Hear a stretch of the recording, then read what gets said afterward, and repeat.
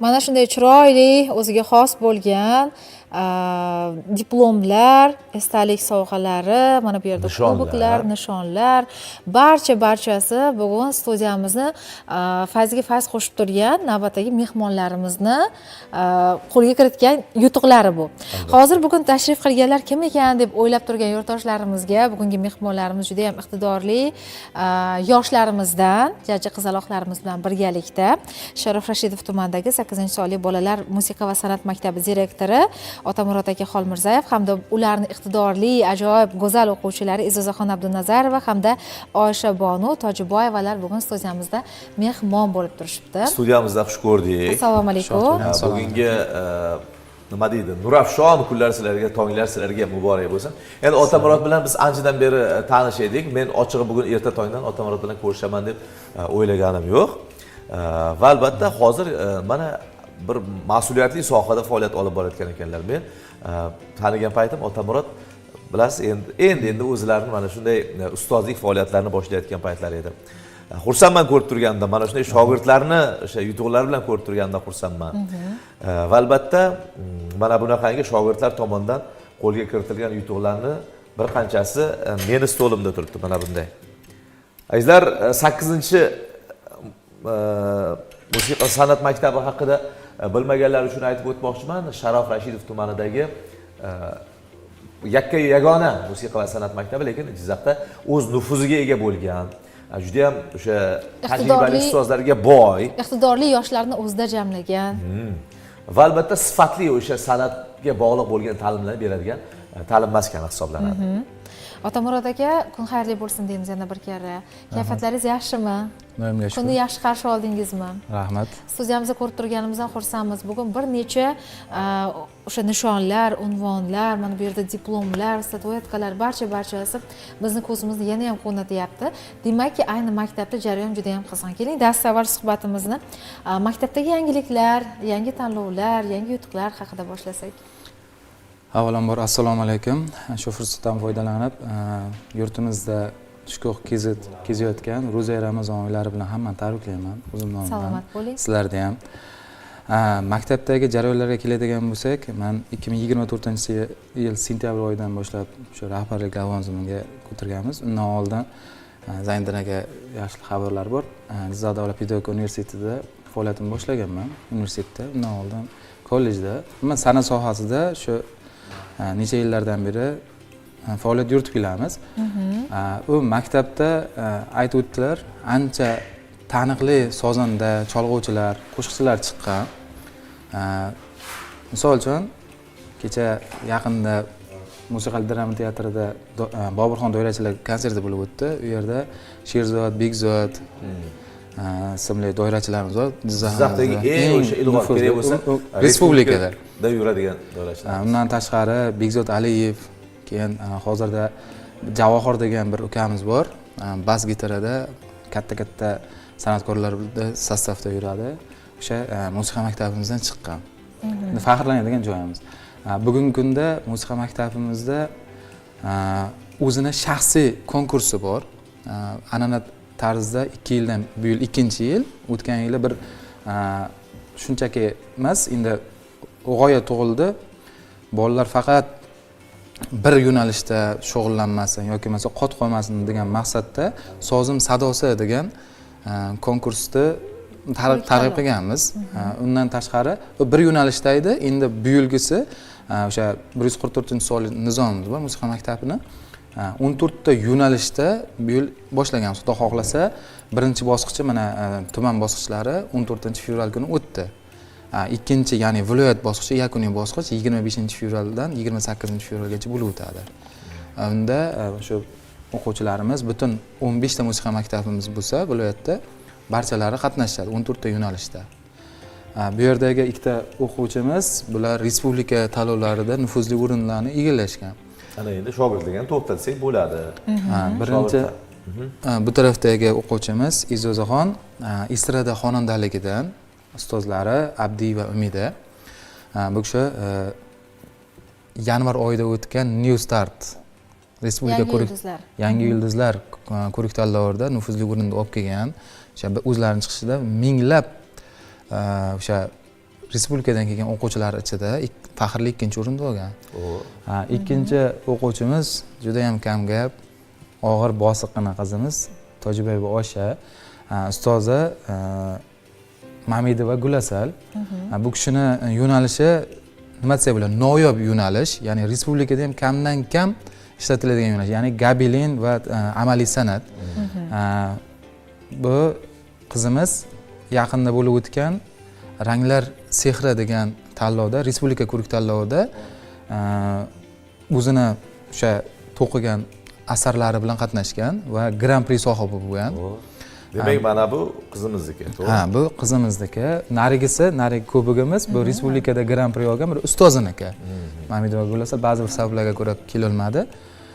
Bu kishini bir e'tirof qilingan joyi aynan o'sha konkurs o'tgan joy Kamoliddin Begzod nomidagi Respublika dizayn va rassomchilik institutida bo'lib o'tdi va o'sha yerda rektori aynan bu qizimizga juda katta e'tibor qaratib, o'sha boshidan shu yarimga kelgunga qadar boshida turdi, qiziqib. O'zlari ham qiziqib turdi-da, keyin qarasak e'lonlar boshlandi. 3-o'rin, 2-o'rin, 1-o'rin qarasak tugayapti. Chiqmayapti. Biz obbo dedik, xafa bo'lmadi, buni yupatsak, bir vaqtda Grand Prix deb e'lon qilib qoldi. O'sha Grand Prix diplomini topshirdi. Keyin hayajon hozir menda sodir bo'ldi. Ha, Grand Prix topshirdi. Men bexosdan o'sha videoga olish jarayonida baqirib yuborganman. Keyin undan tashqari sovg'alarni berayotgan paytda biz kutmagan joyimizda 1 millionlik sovg'asini ham berishdi. Yo'q, voucher emas, ichi to'la pul edi. Yo'q-e. 1 million pul berishdi. Biz kutmagandik haqiqatdan. Keyin undan tashqari, bu sovg'alardan tashqari, bu tashkilot tomonidan o'tkaziladi. Turkiyada yoki Ozarbayjonda bo'ladigan tanlovga bepul yo'llanma berishdi. Qoyil. Xudo xolasa bu kishini o'sha Turkiyada yoki Ozarbayjonda o'zlari onoqlar. Undan tashqari yana bir xursand qiladigan joyimiz, buni qilgan ishlarini olib qolishdi. Nimaga? Biz endi chet el bilan hamkorliklar bor-da. O'sha chet elda buni ko'rsatamiz, juda qadrlaydi, bizda ham qadrlaydi, lekin chet elliklar uchun bizda an'analarimiz o'zgacha. Ya'ni bu noyob turdagi gobelin yo'nalishi bo'lganligi uchun jo'natamiz, kerak bo'lsa pulini ham beramiz. Endi shuna takliflar qilishdi va 2-3 narsasini olib qolishdi ustoz bilan bu qizimizda. E'zoz qizimiz. Yo'q, Osha Begimni hozir mana san'at asarlari meni qo'limda turibdi, Zayndan aka. Bilasizmi? Bilmadim. Bu san'at asarini yaratish uchun birinchidan juda ham katta mehnat, iste'dod va sabr kerak bo'ladi. Chunki har bitta ranglar, har bitta harorat, har bitta tanlab olingan bir atrof muhitga berilgan ranglar, demak, aynan iplardan shakllantirib chiqilganda har bittasi. Xuddi gilam to'qilganda qanaqa to'qiladi? Xuddi o'shanday to'qilganda. Gilamda bu. Gilamda. Deyarli gilam.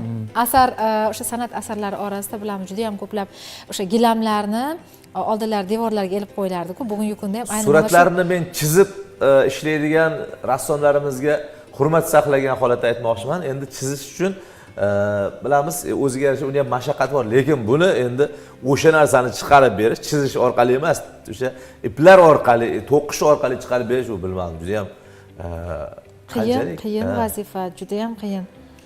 Endi hozir endi orqa tomonda har bitta go'zal narsani orqa tomoni bilasiz, balki katta mashaqqatlarga ega bo'lishi mumkin. Mana bu yerda hozir juda ham ko'plab iplar rang-yorangligini ko'rishimiz mumkin bo'ladi. Bundan bilishimiz mumkin, har bitta qatorga alohida iplar shu demak kesib tashlanib, yana davomidan boshqa bir qismni chiqarish uchun ishlatilgan. Mana shu asarni Oysha necha kunda tayyorlash mumkin? Bitta mana shunday asarni.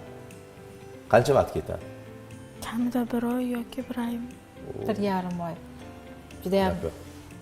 Juda ham sabr kerak ekan. Juda tez to'qidi, o'sha tez to'qigani yarimgacha bor edi. Masalan, endi qancha davom etdi hozir o'sha vaqtda? Bitta asar yakunlangunicha davom etdimi? Yo'q, buni yo'nalishida bitta asarda yakunlanmadi. Endi oddiyroq anaqa qilishganda, men sahrodagi kiyimimda Sahrodagi tuya. Sahrodagi tuya obrazidan olgan. Birinchi dastlab bular mana shu chiqaradigan tasvirini chizib chiqadi, ham rassom. rassomchilikda chizib chiqadida, keyin ustidan shu rasm asosida bittalab iplarni boylab chiqishadi, to'qib chiqishadi ekan. 4,5-5 soat ichida shu yarmiga yetdi-da. Juda tezlikda o'tirgani yo'q bu qizimiz o'sha payti. Turib ishladi. Mehnatni mana shunaqangi yutug'i ham bo'ladi. Oysha Bonuga biz omad tilaymiz. Qachon endi xorijga? Xudo xolasa yoz oylarida deyishdi. Bir chet elliklarni ham qoyil qoldirib kelasiz, bunga ishonamiz. Endi E'zoza bilan suhbatimizni davom ettirsak, E'zoza kayfiyatlari yaxshimi? Yutuqlar bilan tabriklaymiz. San'at maktabida ustozlar bilan yaxshi ishlayotganingiz ko'rinib turibdi. Bugun ham menimcha biz uchun yaxshi bir chiroyli ijro tayyorlab kelganlar. Unga O'zi qanaqa yo'nalishdagi ijrolar sizga yoqadi? Estrada. Estrada. Kimni ko'proq kuzatasiz? Kimni o'sha qo'shiqlardan ilhomlanib ijod qilgingiz keladi? Munisa Rizayeva. Munisa Rizayevaning ovozi drive deydi-yu, drive degan narsalar bor-da. Shu narsani chiqara olasizmi? Bilmasam. Mayli, hozir yosh qizalog'imiz. Albatta yillar o'tib mana shunaqangi endi Munisa Rizayevani o'sha drive degani o'sha g'arbona ohanglar o'sha ko'proq jilolanadi u qizimizning ovozida. Xo'p, E'zozada ovozga ozroq to'xtalib o'tsak, yoshi nechida o'zi E'zozani? 13. 13 yoshda. Xohlaymizmi, yo'qmi, bu vaqtda mutatsiya kechayotgan bo'ladi. Ko'pchilik bolalarda, o'sha o'smirlarda shunaqa jarayonda ovozini yo'qotib qo'ymasligi uchun ko'proq o'sha ko'rik tanlovlardan birozgina cheklab turishga yoki qanaqadir bir qoidalarga amal qildirishga harakat qilishadimi ustozlari? Albatta, bu bitta ayollarda emas, o'g'il bolalarda ham, yigitlarda ham, ayniqsa yigitlarda bu jarayon 3-4 marotaba mutatsiya jarayoni o'tadi-da. Bosqinma bosib o'tadi. Ayollarda deyarli sezilmaydi. Deyarli sezilmaydi, lekin ustozlari o'sha diapazon degan narsa bor musiqada. O'sha diapazonni saqlagan holatda o'sha diapazondan chiqib ketmaydigan asrlar berishadi. O'sha ovozni paylarini zo'riqtirmaydigan, yuqori avjda kamroq ishlatiladigan, ayniqsa o'sha o'tish davrida aytganingizdek, o'sha asarlarda tanlab ijro qilishadi. Endi bu bir ikkita respublika xalqaro darajadagi ko'rik tanlovlar bor, ularda maxsus shartli asarlar bo'ladi. Uni endi murakkablik darajasi o'shanga yarasha bo'ladi. Endi o'shaning uchun ham bosqichma-bosqich o'sha ovozlarini kuchaytirib, o'zlarining mashqlari bor, rasivka deydi. O'sha kuchaytirib endi nima deydi? Ziyon yetkazmagan holatda ijro. Ovoz naylariga. Ovoz tollari ham bir chiniqib boradi o'shanga moslab, to'g'rimi? Xo'p. Endi bitta narsa, masalan, Oysha Bonu, E'zoza endi bitta ta'lim dargohida o'qiysizlar. Siz endi o'sha amaliy san'at, tasviriy san'at, bular qo'shiqchilik, o'sha endi vokal ko'proq menimcha. Mabodo faraz qiling, endi bunaqasi bo'lmaydi-ku, lekin mabodo faraz qiling, ikkalaylarni taqdir taqozosi bilan o'rninglar almashib qoldi. Siz tasviriy san'atda, siz musiqada eplollarmisiz, eplolmasmisiz? Eplolmaysiz. Sizchi? Ha? Harakat ham ko'rmaysiz. Harakat qilardim. Ha. Lekin eplay olish. Lekin insonda xohish bo'lish kerak ko'proq, to'g'rimi? Xohish bo'lish kerak. Xohish bo'lganda qila oladi. Demakki, men tushuntirman, Oyshada qo'shiqchilikka unaqa istak, xohish yo'q va qizimizda bunaqangi san'atga o qadar ishtiyoq yo'q, to'g'rimi? Lekin o'zida bor narsani rivojlantirish bu haqiqiy ma'noda g'alaba sari eltadi. To'ppa-to'g'ri. Otamurod aka, shu o'rinda biz suhbatimizda yana bitta savol paydo bo'ldi menda. Har bitta endi mana san'at maktablarida odatda iqtidorli yoshlarni jalb qilishga harakat qilishadi. Ota-onalar ba'zida xohlashadi farzandlarini musiqa yo'nalishida ketishini. Ayrimlar xohlashadi boshqa bir yo'nalishda ketishini. Lekin shunaqa holatlar ham uchrab turadimi? Aytaylik, mana xuddi Zayniddin aka aytib o'tdilar hozir, agar E'zozani aynan Oysha begim ketayotgan yo'nalishga ota-onalari munosib ko'rishdi. Shu yo'nalishda ketishni xohlashyapti. Lekin bu yerda qobiliyat aniqlanmagan holatda, o'zingiz yo'q yoki ustozlar bilan kelishgan holatda mana bu yo'nalishga ko'proq yo'naltirsak, bizda natija yaxshiroq bo'lardi degan bir fikrlarni aytib o'tasizmi? Albatta. Bo'lganmi o'zi shunaqa holatlar demoqchiman. Bunaqa bo'lgan emas, bo'lib turadi va ko'p bo'ladi. Bilasiz, endi men qo'pol bir misol keltiraman.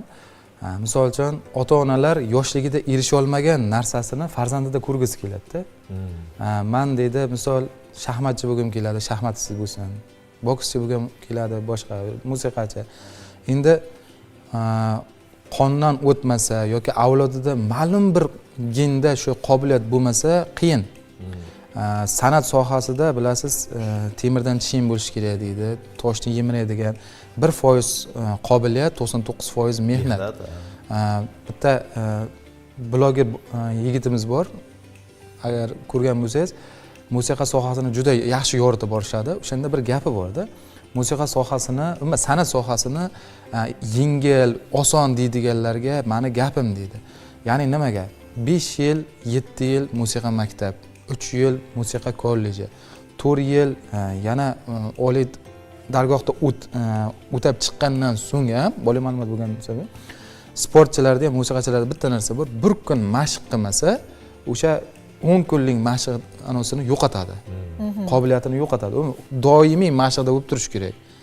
Ovozda bo'ladimi, cholg'uda bo'ladimi, rassomda bo'ladimi, farqi yo'q. San'at sohasida mashq qilishni to'xtatgan kuni u orqaga chekinishni boshlaydi. Endi tajriba deymiz-ku, tajriba ham ba'zida pand berib qolishi mumkin. Endi ota-onalarga keladigan bo'lsak, agar shunaqa holat bo'lib qoladigan bo'lsa, birinchi navbatda farzandidan so'raladi. Ota-onasidan emas. Uni qobiliyati tekshiriladi. Musiqa maktabga kelgandan birinchi tekshiradigan narsa uni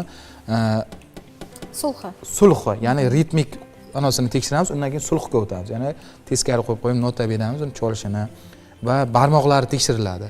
Men o'zimdan kelib chiqib aytaman, men birinchi borgan paytim akkordeonga borganmiz, lekin rahmatli ustozim Qudrat aka shuni ko'rganlarda, deydi, buni barmoqlari boshqacha ekan, shuni g'ijjakka beraylik deganlar. Keyin o'sha g'ijjakda endi o'shandan qobiliyat uyg'onganmi, 6 oydan keyin Qoryoqub hozir an'anaga aylangan, har 2 yilda bo'ladigan Qoryoqubov konkursiga Andijonga respublikamizga chiqqanmiz 6 oyda. O'sha qobiliyatni, yashirin qobiliyatni ham uyg'ota bilish bu ustoz mahoratiga bog'liqda. O'shaning uchun ham farzandida o'sha kichkinagina bir nozik bir teginilmas narsa bo'ladi, ya'ni qobiliyat. O'shani agar o'ldirib qo'ymasa ota-onalar, o'sha qobiliyat kelajakda rivojlanib bir katta bir aytadi-ku, ertak borki, erkit o'rdakcha degan. Katta bo'lgandan keyin oqqishga aylanadi deydi. O'sha oqqishni yaratib berish bu ota-onani muhtiga ham bog'liq ekan. Men yana o'zimdan misol keltiraman, uzr. Uyimda bitta xonamizda endi bolalarga balkon bilan bolalar xonasini remont qilmadim. Keyin kichkina qizim ham birga kirdida, endi ata-checha qilayotgan paytida akasi bilan ukasi, akasi bilan opasi rasm chizishni yaxshi ko'radi. Keyin o'g'lim ham hamma yoqqa chizib tashadi. Endi ayasida urishmadim. Keyin butun boshli balkonda devorini topshirib qo'ydim. Hozir galereya bo'lyapti. Remont qilish shart emas ekan mana. Tayyor. Tayyor anaqa joy. Keyin qog'oz berdim, boshqa narsa berdim. Aqqa o'tadi. Bunday chizatda xontoqdan tagiga kirib olib, narsalarni chizib o'tiradi. Bunday qaraman. Endi ayas urishayotgan paytda to'xta deyman. Bir nimalar esimga tushib ketadi. To'g'risi, o'zim ham shunaqa bo'lganman. Devorning arkasi ilgari ayalarimiz devorga gilam yozib qo'yishar, o'sha gilamni arkasiga o't varib, hamma yoqni galereya qilib tashlaganman. Va bugun mana natijasi deydi. Natijasi ko'rasiz. Va yuqorida aytib o'tganimizdek, har bitta bola bu iqtidorli, faqatgina uni qayerda iqtidorli ekanligi va to'g'ri joyga moslashtirish bu har birimizni asosiy vazifalarimizdan biri hisoblanadi. Iqtidorni to'sib ham qo'ymaslik kerak, o'zini xohishini yo'lida uni qurbon qilish kerak emas, to'g'rimi? Ana shundagina ko'p aytaman bu gapni, yashash va tirikchilik qilish degan narsa bor. Juda ham katta farq bilan yashash baxtiga muyassar bo'lamiz. Barchamiz tirikchilik asnosida emas, balki yashash. Chunki Otamurod aka aytishadi, har bitta inson o'zi yaxshi ko'rgan kasbda agar faoliyat yuritadigan bo'lsa, demakki u ishlamayapti, u yashayapti degan. Biz esa albatta sizni maktabingizda, siz boshlik qilayotgan maktabda tahsil olayotgan har bitta yosh, har bitta bola kelajakda ayni mana shu sohani eng ajoyib vakili bo'lishiga va chin ma'noda yashash baxtiga muyassar bo'lishlariga tilakdoshmiz. Rahmat. Endi esa suhbatimizni yakunlar ekanmiz. E'zozaxondan bir yaxshi qo'shiq eshitsak. E'zoza, sahna sizga muntazir. Marhamat. Chiroyli qo'shiq taqdimotini birgalikda eshitamiz. Tomoshabinlarimiz ham baho berishadi degan umiddamiz.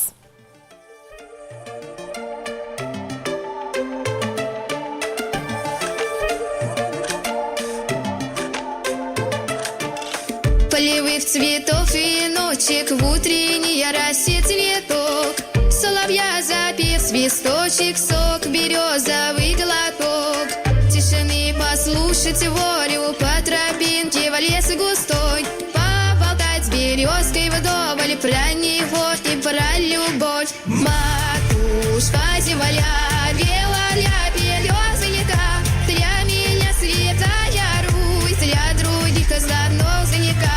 Матушка земля, ой, белая березонька, для меня святая Русь, для других занозонька.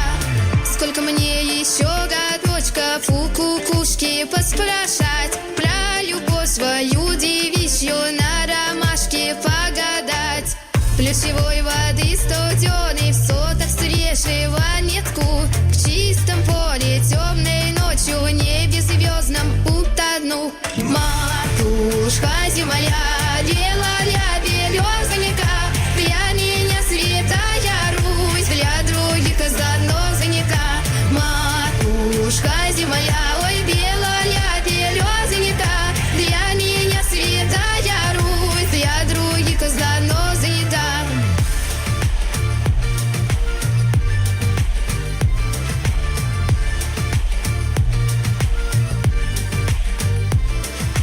Матушка земля,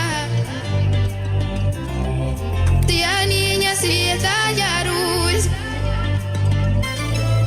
Матушка земля, белая березонька, для меня святая Русь, для других занозонька. Матушка земля, ой, белая березонька, для меня святая Русь, для других занозонька.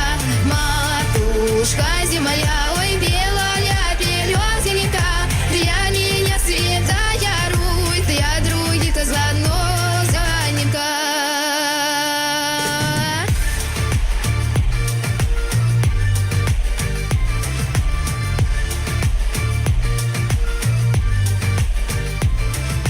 Матушка земля, матушка земля, для других занозонька. Salomat Yaxshi bo'ling. kayfiyat uchun rahmat aytamiz. E'zoza Bonu edi. Chiroyli ijro bo'ldi. Mashhur qo'shiqlardan biri va Hozir trenddagi qo'shiqlardan trenddagi biri. qo'shiqlardan biri. Birozgina texnik nosozlik uchun biz uzr so'raymiz. Bu yuqorida shundoqqina navbat berishimiz bilan rejissyorlarimiz o'ylashibdiki, biz sahifaga navbat berdik deya. Lekin qadrli do'stlar, ayni fursatlarda jonli efirdamiz. Jonli efirni zavqli tomon ham ana shunda. Barcha bizni tomosha qilayotgan yurtdoshlarimiz Salom Jizzax bot manzili xizmat faoliyatida ayni mana shu yerda chiroyli salomlarni, suhbatlar uchun alohida bir mavzularni taklif etishingiz mumkin bo'ladi. Biz esa tashrif uchun mehmonlarga yana bir bora rahmatlarimizni bildirib qolamiz. Oysha Bonu, E'zozaxon, albatta siz ertani egalarisiz, kelajakni egalarisiz. Sizga mana shunaqangi san'atdagi faoliyatingizdagi, o'qishingizdagi o'sha hamma omadlarni yor bo'lishini tilab qolamiz va albatta ustozga, direktorimiz Otamurod akamizga salomat bo'ling deymiz. Hali ko'p bora mana shu studiyada ko'rishish nasib etsin. Albatta bu san'at asarlari ehtimolki Zayndan aka kun kelib qaysidir bir dunyoni mashhur muzeylardan joy egallashi mumkin. Biz ayni mana shunday chiroyli niyatlar bilan sizlarga tashakkurimizni izhor qilamiz.